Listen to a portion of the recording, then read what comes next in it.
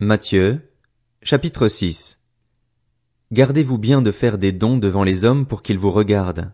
Sinon, vous n'aurez pas de récompense auprès de votre Père céleste.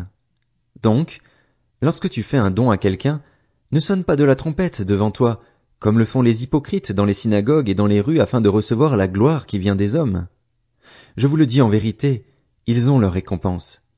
Mais toi, quand tu fais un don, que ta main gauche ne sache pas ce que fait ta droite, afin que ton don se fasse en secret. Et ton Père, qui voit dans le secret, te le rendra, lui-même ouvertement. Lorsque tu pries, ne sois pas comme les hypocrites. Ils aiment prier debout dans les synagogues et au coin des rues pour être vus des hommes. Je vous le dis en vérité, ils ont leur récompense. Mais toi, quand tu pries, entre dans ta chambre, ferme ta porte et prie ton Père qui est là dans le lieu secret. Et ton Père, qui voit dans le secret, te le rendra ouvertement. En priant, ne multipliez pas les paroles comme les membres des autres peuples. Ils s'imaginent en effet qu'à force de paroles ils seront exaucés. Ne les imitez pas, car votre Père sait de quoi vous avez besoin avant que vous le lui demandiez. Voici donc comment vous devez prier. Notre Père céleste, que la sainteté de ton nom soit respectée, que ton règne vienne, que ta volonté soit faite sur la terre comme au ciel.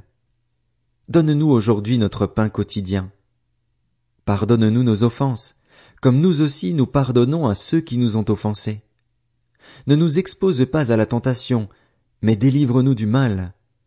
Car c'est à toi qu'appartiennent, dans tous les siècles, le règne, la puissance et la gloire. Amen.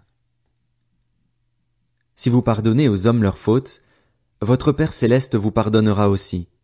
Mais si vous ne pardonnez pas aux hommes, votre Père ne vous pardonnera pas non plus vos fautes. Lorsque vous jeûnez, ne prenez pas un air triste comme les hypocrites. En effet, ils présentent un visage tout défait pour montrer aux hommes qu'ils jeûnent. Je vous le dis en vérité, ils ont leur récompense.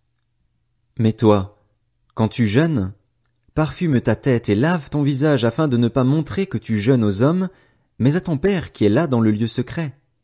Et ton Père, qui voit dans le secret, te le rendra.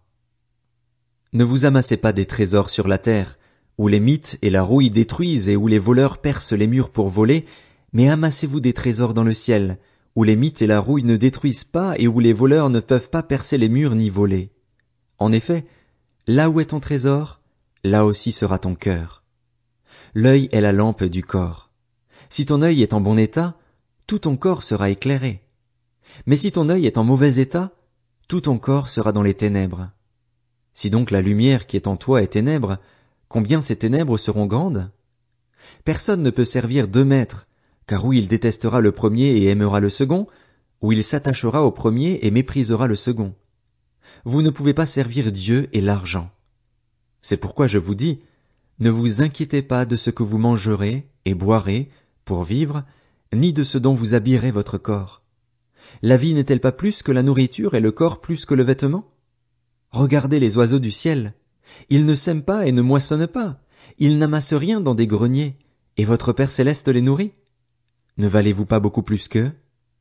Qui de vous, par ses inquiétudes, peut ajouter un instant à la durée de sa vie?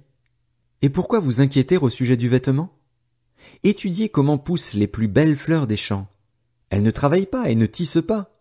Cependant, je vous dis que Salomon lui-même, dans toute sa gloire, n'a pas eu d'aussi belle tenue que l'une d'elles. Si Dieu habille ainsi l'herbe des champs, qui existe aujourd'hui et qui demain sera jetée au feu, ne le fera-t-il pas bien plus volontiers pour vous, gens de peu de foi? Ne vous inquiétez donc pas et ne dites pas, que mangerons-nous? Que boirons-nous? Avec quoi nous habillerons-nous? En effet, tout cela, ce sont les membres des autres peuples qui le recherchent. Or, votre Père céleste sait que vous en avez besoin. Recherchez d'abord le royaume et la justice de Dieu, et tout cela vous sera donné en plus. Ne vous inquiétez donc pas du lendemain, car le lendemain prendra soin de lui-même. À chaque jour suffit sa peine.